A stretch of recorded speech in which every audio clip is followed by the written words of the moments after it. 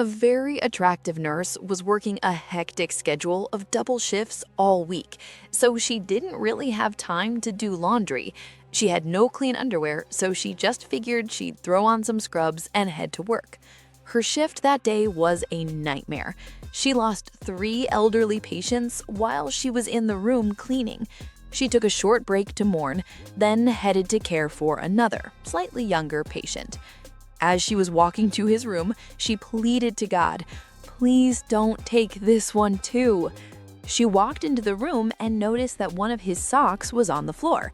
She bent down to pick it up, and all of a sudden, she heard the heart monitor beep loudly and freaked. She looked at him and said, "Are you okay?" He said, "Yes, I'm fine, but I think you should know your scrubs have a hole in them." John and David were both patients in a mental hospital. One day, while they were walking, they passed the hospital's swimming pool, and John suddenly dove into the deep end. He sank to the bottom and stayed there. David promptly jumped in and saved him, swimming to the bottom of the pool and pulling John out. The medical director came to know of David's heroic act. He immediately ordered that David be discharged from the hospital, as he now considered him to be okay. The doctor said, "David, we have good news and bad news for you. The good news is that we are going to discharge you because you have regained your sanity. Since you were able to jump in and save another patient, you must be mentally stable. The bad news is that the patient that you saved hung himself in the bathroom and died after all." David replied, "Doctor, John didn't hang himself. I hung him there to dry." An elderly woman was very ill and in the hospital. Her daughter was constantly by her bedside, but when she had to go to work, she called her husband and made him promise he would visit his mother-in-law while she was away. When she came home after work, she asked her husband, very worried, "So, how's my mom doing?" "She's great," he replied. "She will be released from the hospital any day now and will move in with us when she's released and go on to live for many, many years." "Wow, that's amazing," says the wife, but also very strange. "Before I left the hospital, she seemed very ill, and the doctors said she may only have a few days left. Did she have some kind of a miraculous recovery?" "Well, I don't know about that," replied the husband, "but today the doctor told me that we needed to start preparing for the worst." 3 new fathers, an Englishman, a Welshman, and an Indian, are looking at their newborn babies' cribs in the hospital. All 3 babies are side by side, and the fathers are congratulating each other on their new arrivals. Just then, a nurse enters the room looking quite flustered.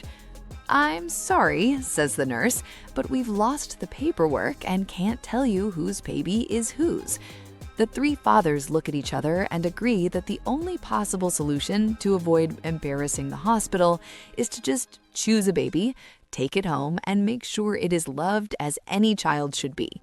The Englishman steps forward and exclaims, "I would like to choose first." The other 2 fathers roll their eyes but agree.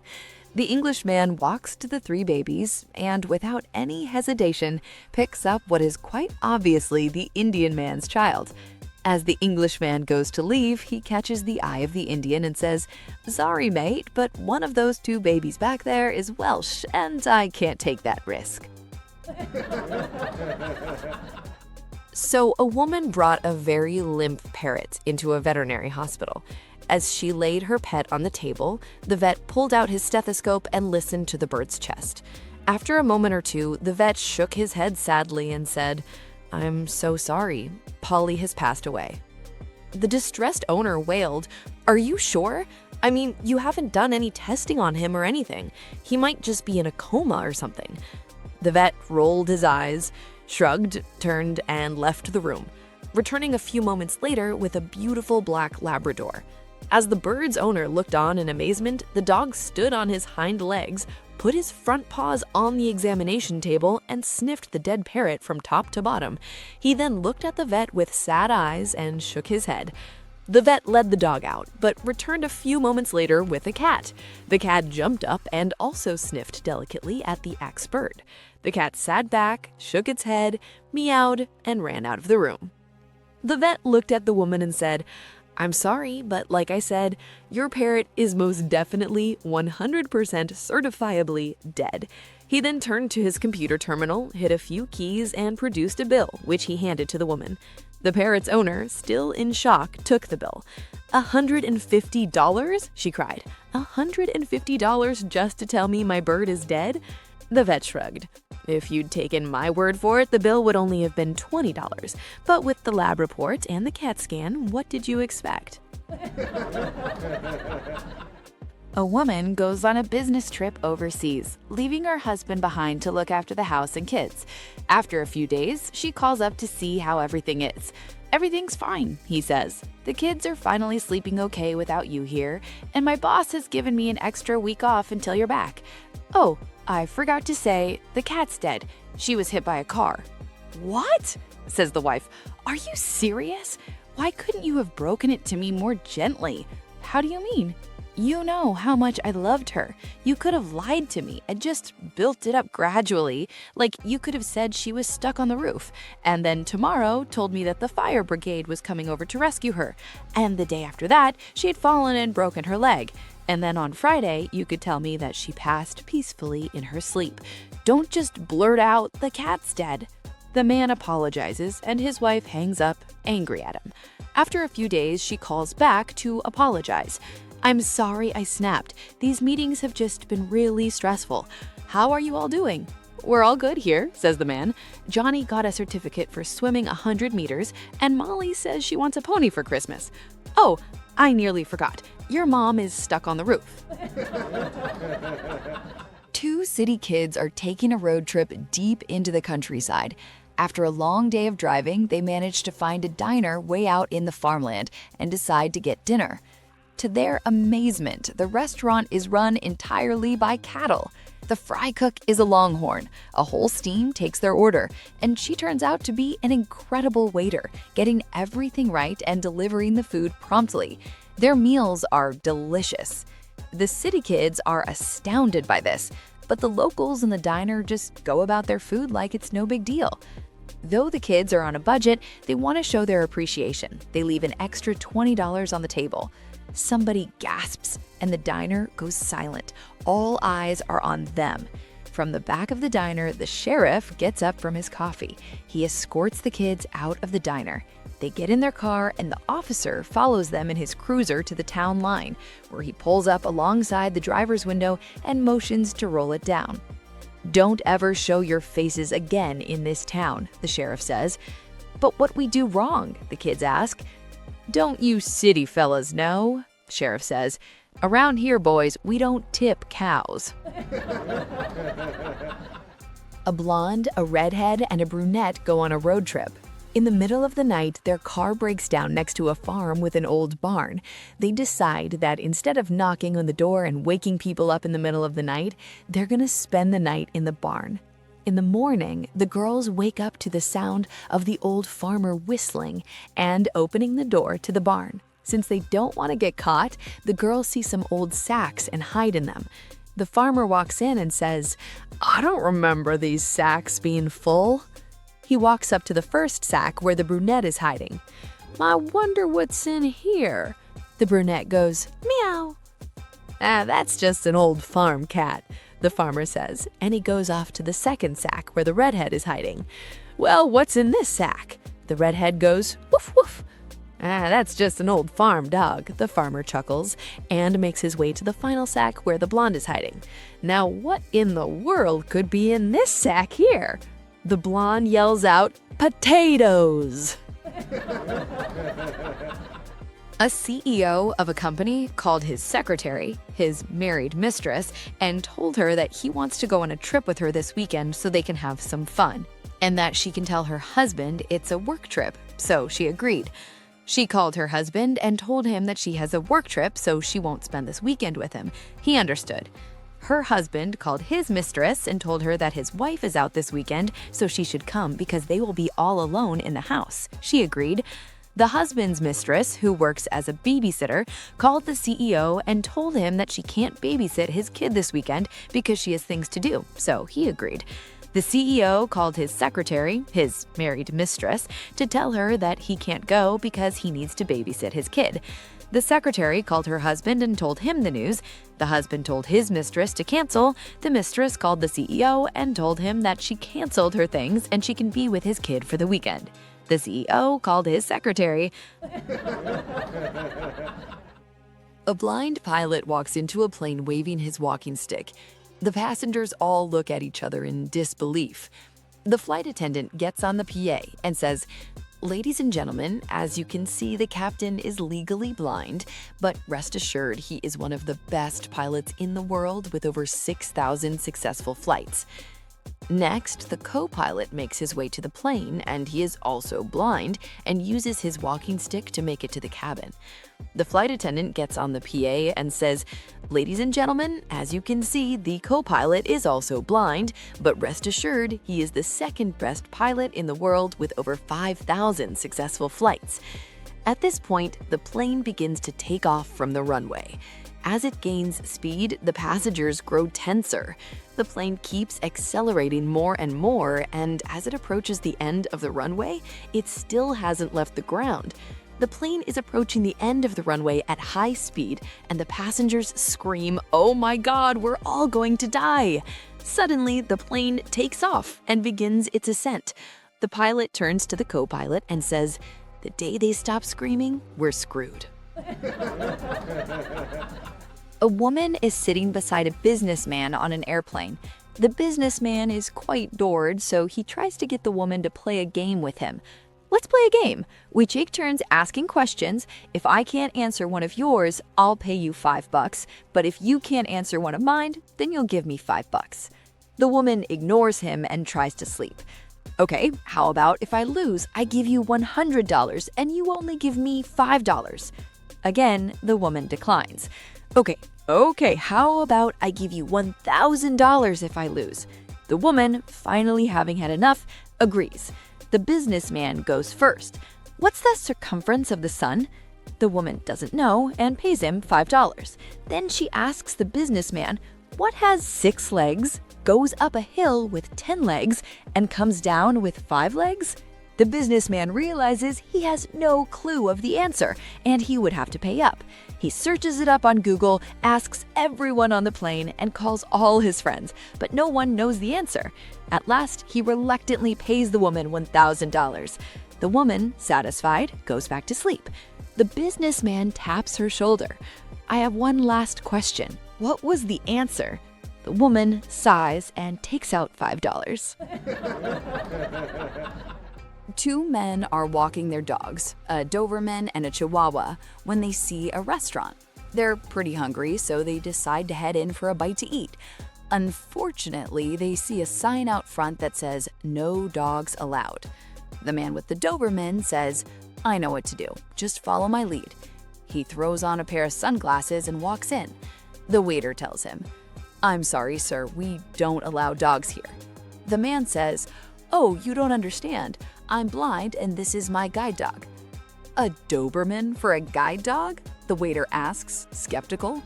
"Yes," the man replies. "Dobermans are very loyal. They're easy to train and protective too. They're born for the job." The waiter sighs and leads the man to a table.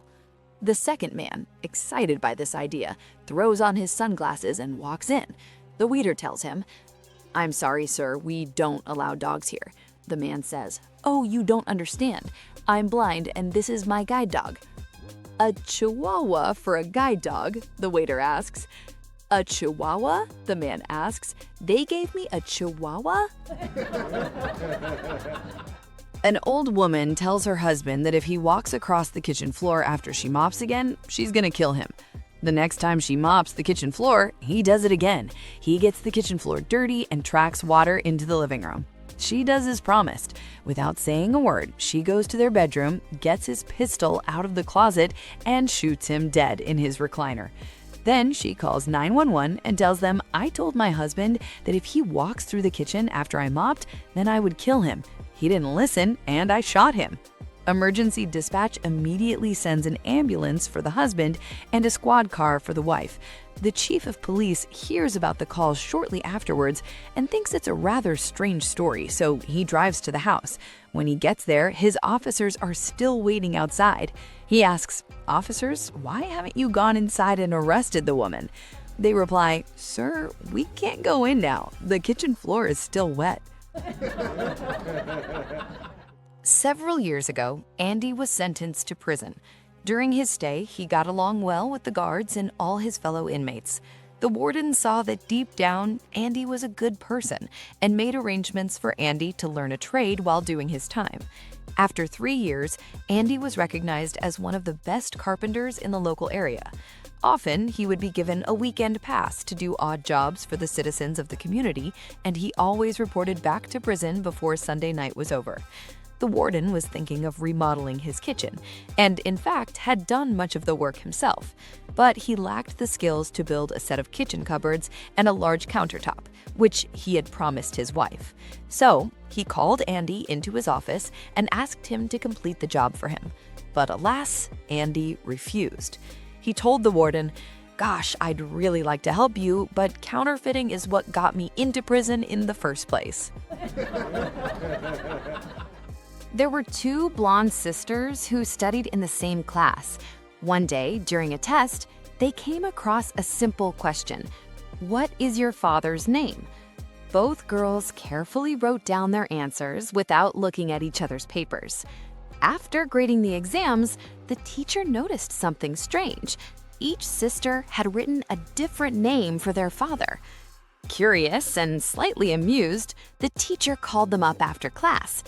"Girls, why didn't you write the same name for your father? You're sisters, right? Shouldn't the answer be the same?" One of the sisters looked up, a serious expression on her face, and confidently replied, "Well, ma'am, if we both wrote the same name, you might think we copied each other."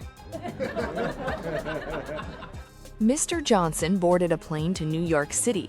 He was about to sit down in the aisle seat he had booked when he saw a blonde woman sitting in his seat. What are you doing?" sputtered Mr. Johnson. "I specifically booked this seat. Why aren't you sitting in your seat?" The blonde woman replied, "I'm blonde, I'm smart, and I'm sitting in this aisle seat until this plane lands in New York City." Angrily, Mr. Johnson snatched the blonde's ticket out of her hand. It was for the middle seat. "Your ticket says you're supposed to be sitting in this middle seat," he shouted. "I specifically booked this aisle seat because I'm 6'5", and I hate the cramped spaces of airplane seats. Meanwhile, you don't seem to be any taller than 5'1". You should be able to handle the middle seat just fine." He showed the blonde his ticket to prove that he had indeed booked the aisle seat. Again, the blonde woman replied, "I'm blonde, I'm smart, and I'm sitting in this aisle seat until this plane lands in New York City." "You'd better listen to that guy," said the woman sitting in the window seat. "I once dated a guy who was 6'1", 4 inches shorter than that guy, and he always sat in the aisle seat because he hated the cramped spaces of airplane seats. Meanwhile, you don't seem to be any taller than 5'1". You should be able to handle the middle seat just fine." For the 3rd time, the blonde woman replied, "I'm blonde, I'm smart, and I'm sitting in this aisle seat until this plane lands in New York City." Mr. Johnson was now furious. He told a nearby flight attendant about the blonde in his seat. The flight attendant whispered something in the blonde's ear, and the blonde sheepishly moved into the middle seat. A relieved Mr. Johnson sat in the aisle seat. As soon as the plane had landed, Mr. Johnson asked the flight attendant, "What did you tell that woman?" "I told her that the aisle seat wasn't going to New York City."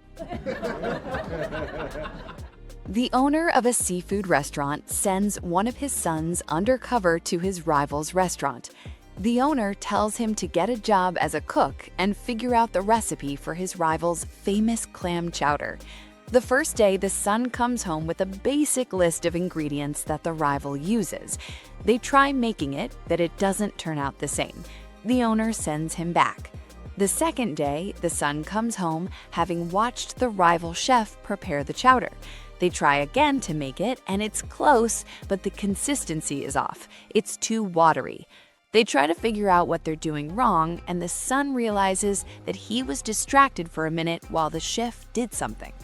He must have added a secret ingredient, one not on the list, while you looked away, concludes the owner. He sends his son back for a third day, this time telling him not to take his eyes off the chef for a second. The son comes back the next day excited. "You'll never believe what I saw," he says. "He did have a secret ingredient. It's a piece of paper." "A piece of paper?" "Yeah, he keeps a stack of printed paper in the kitchen. It's a bunch of Wikipedia articles he's printed out of various movies. When he makes the chowder, he tears out the synopsis of a movie from one of the articles and puts it in. It's the strangest thing, but that's the secret ingredient." "Ah," says the owner, "the plot thickens." A young doctor had moved to a small town to replace a doctor who was retiring. The older doctor suggested that the young one accompany him on his rounds so that the community would become used to their new doctor. At the first house, a woman complains, "I've been a little sick to my stomach." The older doctor says, "Well, you've probably been overdoing the fresh fruit. Why not cut back on the amount you've been eating and see if that does the trick?" As they left, the younger man said, "You didn't even examine that woman. How did you come to your diagnosis so quickly?" "I didn't have to examine her." "You notice I dropped my stethoscope on the floor in there? Well, when I bent over to pick it up, I noticed a half-dozen banana peels in the waste bin.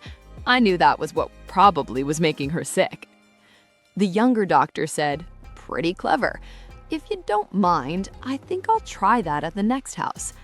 Arriving at the next house, they spent several minutes talking with a younger woman. She just didn't have the energy she once had and said, "I'm feeling terribly run down lately." "You've probably been doing too much for the church," the younger doctor told her. "Perhaps you should cut back a bit and see if that helps." As they left, the elder doctor said, "I know that woman well. Your diagnosis is almost certainly correct. She's very active in the church. But how did you arrive at it?" "I did what you did at the last house. I dropped my stethoscope, and when I bent down to retrieve it, I noticed the vicar under the bed."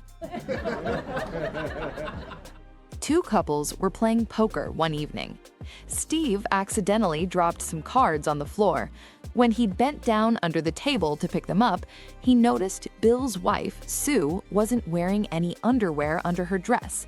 Shocked by this, Steve, upon trying to sit back up again, hit his head on the table and emerged red-faced. Later, Steve went to the kitchen to get some refreshments. Bill's wife followed and asked, "Did you see anything that you liked under there?" Surprised by her boldness, Steve courageously admitted that, well, indeed he did. She said, "Well, you can have it, but it will cost you $500. After taking a minute or two to assess the financial and moral costs of this offer, Steve confirms that he is interested. She tells him that since her husband, Bill, works Friday afternoons and Steve doesn't, Steve should be at her house around 2 p.m. Friday afternoon. When Friday rolled around, Steve showed up at Bill's house at 2 p.m. sharp, and after paying Sue the agreed sum of $500, they went to the bedroom and closed their transaction, as agreed. Steve quickly dressed and left. As usual, Bill came home from work at 6 p.m. and upon entering the house, asked his wife abruptly, "Did Steve come by the house this afternoon?" With a lump in her throat, Sue answered, "Why, yes, he did stop by for a few minutes this afternoon." Her heart nearly skipped a beat when her husband curtly asked, "And did he give you $500? In terror, she assumed that somehow he had found out, and after mustering her best poker face, replied, "Well, yes, in fact, he did give me $500. Bill, with a satisfied look on his face, surprised his wife by saying, "Good, I was hoping he did. Steve came by the office this morning and borrowed $500 from me. He promised me he'd stop by our house this afternoon on his way home and pay me back." A bear and a rabbit were walking in the forest one day when they stumbled across a magic frog. The frog told them both they have 3 wishes, but to use them wisely. So the bear thinks for a minute and then says, "I want all the bears in this forest to be female, except for me." Then the rabbit says, "I would like a motorcycle helmet." The frog asks the rabbit, "Are you sure this is what you want?" "Yes," the rabbit says. "Then I will grant them." Now the bear thinks for a minute and says, "I want all the bears in the surrounding forests to be female, except me." Then the rabbit thinks for a minute and says, "I would love a motorcycle." "Are you sure you want this as your second wish?" says the frog. "Yes, I do," says the rabbit. "Well then, granted," says the frog. "Now you both only have 1 wish left, so pick it wisely," says the frog. After a long wait, the bear and the rabbit are ready to make their wishes. The bear says, "I want all the bears in the world to be female, except me." "Wish granted," says the frog. "How about your last wish?" says the frog. The rabbit starts up his motorcycle and puts on his helmet. Then, as he starts to take off, he says, "I want this bear here to be gay." Wish granted. Jimmy and Jack were twins, but not identical, far from it. Jimmy was skinny, while Jack was built like a bodybuilder. As a result, Jack effortlessly attracted women everywhere he went, while poor Jimmy struggled. Even when women did approach him, usually because he was standing next to Jack, he found it hard to talk to them. Despite their differences, the two were best friends, and Jack always tried to help Jimmy, though with little success. One day, they decided to hit the beach. Jack knew that as soon as he walked onto the sand in his swimming trunks, women would flock to him, and hopefully, Jimmy would benefit from the overflow. But just as they were about to leave, something came up and Jack had to handle some business first. "Head to the beach," Jack said to Jimmy. "I'll meet you there. But in the meantime, we need to give you a bit of an advantage. That skinny body is what's holding you back. We can't give you muscles, but we can make you look more macho. Get a potato and tuck it down your trunks. You'll look a lot more studly." Jimmy followed Jack's advice and set off. Later, Jack made his way to the beach and found his brother right away. The crowd was parted in a big circle around him, as if they were avoiding something unpleasant. At the center sat Jimmy, looking miserable. Jack approached him. "What's going on?" Jimmy sighed. "This is all your fault. I did what you said. I stuck the potato down my trunks, but as soon as I came out of the changing room, people started screaming and running away. You said this would attract the girls, but no one will come within 20 yards of me." Jack shook his head. "I'm not surprised. You were supposed to put the potato down the front of your trunks." Upon arriving home, a husband was met at the door by his sobbing wife. Tearfully, she explained, "It's the pharmacist. He insulted me terribly this morning on the phone." Immediately, the husband drove downtown to confront the pharmacist and demand an apology. Before he could say more than a word or two, the pharmacist told him, "Now, just a minute, listen to my side of it. This morning, the alarm failed to go off, so I was late getting up. I went without breakfast and hurried out to the car, just to realize that I locked the house with both my house and car keys inside. I had to break a window to get my keys. Then, driving a little too fast, I got a speeding ticket. Later, when I was about 3 blocks from the store, I had a flat tire. When I finally got to the store, there was a bunch of people waiting for me to open up. I opened the store and started waiting on these people, and all the time the damn phone was ringing off the hook." He continued, "Then I had to break a roll of nickels against the cash register drawer to make change, and they spilled all over the floor. I got down on my hands and knees to pick up the nickels. The phone was still ringing. When I stood up, I cracked my head on the open cash drawer, which made me stagger back against a showcase with a bunch of perfume bottles on it. All of them hit the floor and broke. Meanwhile, the phone is still ringing with no let-up, and I finally get to answer it. It was your wife. She wanted to know how to use a rectal thermometer, and believe me, mister, as God is my witness, all I did was tell her." Roger is a hard worker, and he spends most of his nights bowling or playing volleyball. One weekend, his wife decides that he needs to relax a little and take a break from sports. So she takes him to a strip club. The doorman at the club spots them and says, "Hey, Roger, how are you tonight?" His wife, surprised, asks her husband if he has been here before.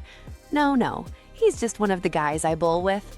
They are seated, and the waitress approaches, sees Roger, and says, "Nice to see you, Roger. A gin and tonic as usual?" His wife's eyes widen. "You must come here a lot." No, says Roger. "I just know her from volleyball." Then a stripper walks up to the table. She throws her arms around Roger and says, "Roger, a table dance as usual." His wife, fuming, collects her things and storms out of the bar. Roger follows her and spots her getting into a cab, so he jumps into the passenger seat. His wife looks at him, seething with fury, and lets Roger have it with both barrels. At this, the cabbie leans over and says, "Sure looks like you picked up a fare tonight, Roger."